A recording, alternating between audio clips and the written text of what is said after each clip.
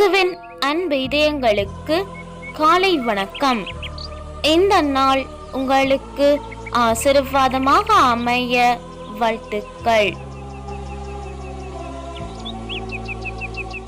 இப்புதிய நாளுக்கான ஆசீர்வாத இறைவசனம் மத்தேயு அதிகாரம் 11 இறை வார்த்தை 28.